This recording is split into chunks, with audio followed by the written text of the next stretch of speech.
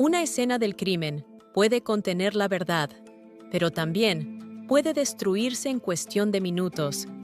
Y lo más inquietante no es cuando falta evidencia, es cuando la evidencia estaba ahí y alguien la arruinó.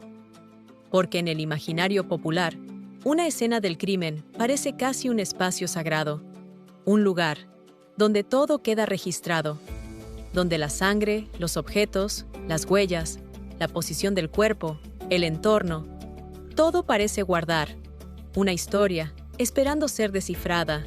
Y en parte, sí, pero solo en parte. Porque una escena del crimen no habla sola, no se explica sola y, sobre todo, no se conserva sola. Hoy vamos a entrar en casos donde la verdad no desapareció por sí sola. Se perdió entre errores, prisas, decisiones mal tomadas y escenas que dejaron de ser confiables antes de hablar. Esto es Enfoque Global Podcast. Bajo la mira forense. El error no siempre es técnico. Cuando pensamos en criminalística, muchas veces imaginamos precisión, método, orden, ciencia. Y claro, todo eso forma parte del trabajo forense. Pero hay una parte menos glamorosa, menos televisiva y mucho más determinante. La escena del crimen puede venirse abajo desde el primer momento. Y a veces no hace falta un error espectacular. No hace falta que alguien borre una huella con un trapo o que una prueba desaparezca misteriosamente. No. A veces el daño empieza con algo mucho más simple.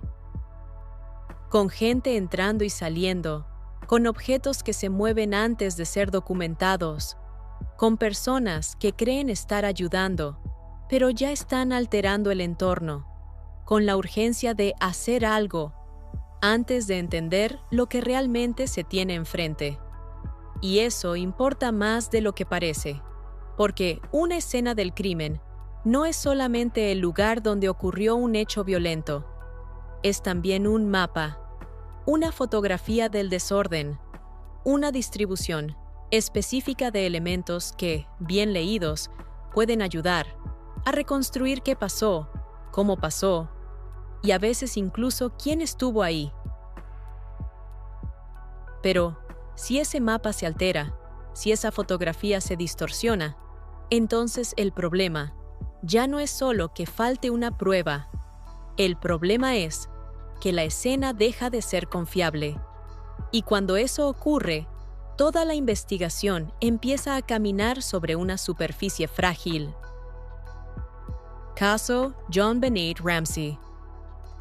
Uno de los casos más citados, cuando se habla de escenas comprometidas desde el inicio, es el de JonBenét Ramsey en Estados Unidos. Más allá del impacto mediático que tuvo ese caso, hay algo que durante años ha seguido siendo señalado por especialistas y analistas: la manera en que la escena fue manejada en sus primeras horas. La vivienda no se mantuvo bajo un control rígido. Hubo circulación dentro del lugar, movimiento, presencia de distintas personas en un espacio que debía haberse tratado con mucho más cuidado. Y aquí está el detalle importante. No se necesita destruir una escena por completo para dañarla. Basta con volverla dudosa. Basta con que ya no quede claro qué estaba ahí desde el principio y qué fue alterado después. Basta con que el entorno original deje de existir como referencia confiable. Y ese es uno de los grandes problemas en criminalística. Una vez que la escena pierde integridad, ya no hay forma de volver atrás. No se puede descontaminar el tiempo. No se puede reconstruir con absoluta certeza lo que ya fue alterado. La escena no necesita desaparecer. Por eso, el primer gran error en una investigación no siempre es técnico. A veces es mucho más básico y mucho más grave: no saber contener, no saber aislar, no saber esperar. Porque sí, la ciencia forense necesita análisis, tecnología y peritajes. Pero antes de todo eso, necesita algo mucho menos glamoroso: disciplina. Cuando la escena se contamina con ideas, no solo se contamina con manos. Y ese es apenas el primer problema, porque incluso cuando una escena no se destruye físicamente, todavía puede dañarse de otra forma. Una forma más silenciosa, más difícil de detectar y, en muchos casos, igual de peligrosa. La escena puede contaminarse no solo con manos, sino con ideas. Y aquí entramos en uno de los errores más comunes y más dañinos dentro de una investigación: decidir primero y analizar después. En teoría, la lógica debería ser sencilla. La evidencia conduce a la hipótesis. Pero en la práctica, no siempre ocurre así. A veces, muy pronto en una investigación, se instala una idea dominante, una sospecha que empieza a ganar fuerza, una narrativa que parece encajar, y a partir de ahí, todo comienza a interpretarse dentro de ese mismo marco. Lo que encaja se resalta, lo que no encaja se minimiza, lo ambiguo se convierte en confirmación, y poco a poco, la escena deja de ser un espacio abierto de análisis para convertirse en un lugar donde solo se busca confirmar una historia ya construida. Caso: Amanda Knox. Un caso que ilustra muy bien esta dinámica es este caso de Knox en Italia. Fue un caso profundamente mediático, seguido casi como si fuera una serie internacional, antes de que el término docuserie criminal se volviera costumbre. Pero más allá del espectáculo que lo rodeó, hay una lección importante: cómo una narrativa temprana puede moldear la lectura de los indicios. No necesariamente porque toda la evidencia fuera inventada. No necesariamente porque todo fuera falso, sino porque distintos elementos comenzaron a interpretarse dentro de una historia que ya estaba en marcha. Y ese es el verdadero riesgo, porque una escena no solo se compromete cuando alguien la pisa, la toca o la altera físicamente, también se compromete cuando deja de ser observada con apertura, cuando ya no se analiza para entender, sino para confirmar. Una teoría también contamina, y eso, además, se agrava cuando el caso está bajo presión pública, porque la presión cambia la forma en que se investiga. No debería, pero lo hace. Cuando hay cámaras, titulares, exigencia social, ansiedad institucional o necesidad de presentar respuestas rápidas, el margen para el error no desaparece. Al contrario, se vuelve más peligroso. Porque la prisa tiene una tentación muy concreta: hacer parecer certeza lo que todavía es duda. Y ahí es donde muchas investigaciones empiezan a torcerse. No toda evidencia vale lo mismo. Ahora bien, incluso cuando una escena se preserva razonablemente bien y no se cae en una hipótesis demasiado temprana, todavía queda otro problema. Uno que parece más técnico, pero que en realidad es profundamente humano. Y es este: no toda evidencia tiene el mismo peso. Pero en muchas investigaciones, ciertas pruebas terminan ocupando mucho más espacio del que realmente pueden sostener. Y eso ocurre porque una cosa es tener una evidencia y otra muy distinta es saber cuánto vale realmente. Hay pruebas que impresionan mucho más de lo que demuestran: huellas parciales, coincidencias interpretadas, patrones que parecen claros hasta que alguien los revisa con más cuidado, lenguaje técnico que suena contundente, aunque la base sea más frágil de lo que parece. Y cuando eso se mezcla con exceso de confianza, el resultado puede ser gravísimo. Caso: Brandon Mayfield.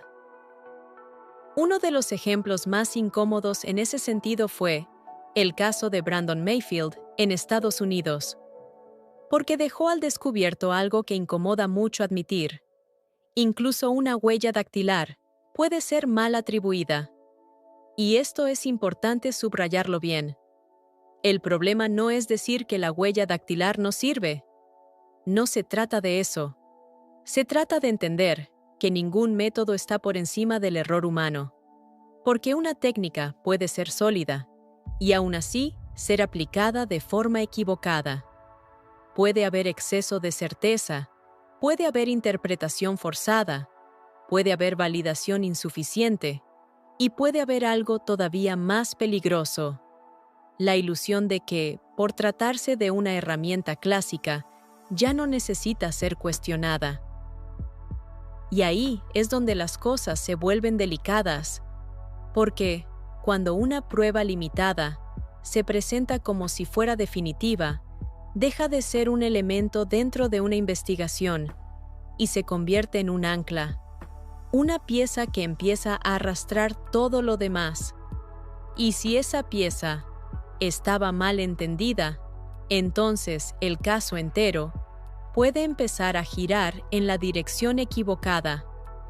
Por eso, uno de los errores más peligrosos en criminalística no es tener una prueba débil, es creer que no lo es. A veces el problema no es la prueba. Y si a eso le sumas un mal procedimiento, entonces ya no tienes solo un problema técnico, tienes un problema estructural. Porque a veces la evidencia existe. El problema es todo lo que ocurre alrededor de ella. Cómo se obtuvo, cómo se presentó, cómo se construyó el relato público del caso, cómo se fue afectando su legitimidad. Caso: Florence Cassés y Israel Vallarta. Y aquí entramos en un terreno especialmente importante para México, porque uno de los ejemplos más claros de cómo el procedimiento puede afectar por completo la credibilidad de una investigación fue el caso de Cassés e Israel Vallarta. Más allá de las posturas, más allá del debate público y más allá de la carga política o mediática que tuvo, el caso dejó una lección que sigue siendo muy útil para entender ¿por qué la forma importa tanto como el fondo? Porque una investigación no solo necesita pruebas, necesita que todo lo que la rodea sea defendible. Y cuando el procedimiento se ve comprometido, cuando se generan dudas sobre cómo ocurrieron ciertos momentos, cómo se presentaron o cómo se construyó la percepción del caso, entonces el daño no es superficial, es profundo. Porque ya no solo se pone en duda una parte, se empieza a erosionar la credibilidad del conjunto, y eso es letal para cualquier investigación seria. Resolver mal también es fracasar. Porque el sistema no solo necesita acercarse a la verdad, también necesita poder demostrar que llegó a ella de forma legítima, y esa parte muchas veces se olvida en la conversación pública.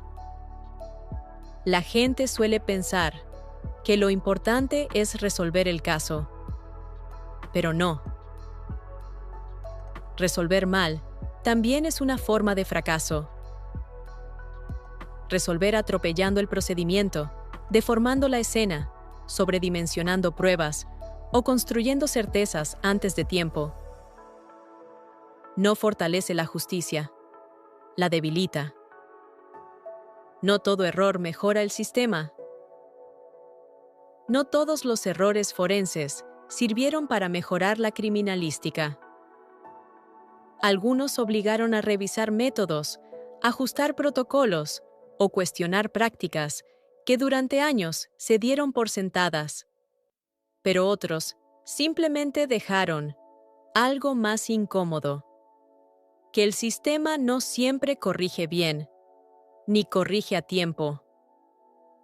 A veces, Un error genera cambios y a veces solo deja consecuencias. Lo que realmente quedó expuesto. Lo que estos casos dejaron claro es que la escena del crimen no depende solo de la ciencia, depende de decisiones, de interpretación, de presión, de experiencia y de límites humanos, porque la criminalística no falla únicamente cuando falta tecnología, también falla cuando sobra confianza. La evidencia no habla sola, siempre depende de quién la interpreta, y mientras exista interpretación humana, el riesgo de error sigue ahí. La verdad también puede perderse. No siempre falla por falta de evidencia. A veces falla por cómo se manejó, cómo se interpretó, o por decisiones que nunca debieron tomarse. La verdad puede perderse mucho antes del juicio, incluso antes de ser entendida. Y esa es una de las lecciones más incómodas de la criminalística moderna.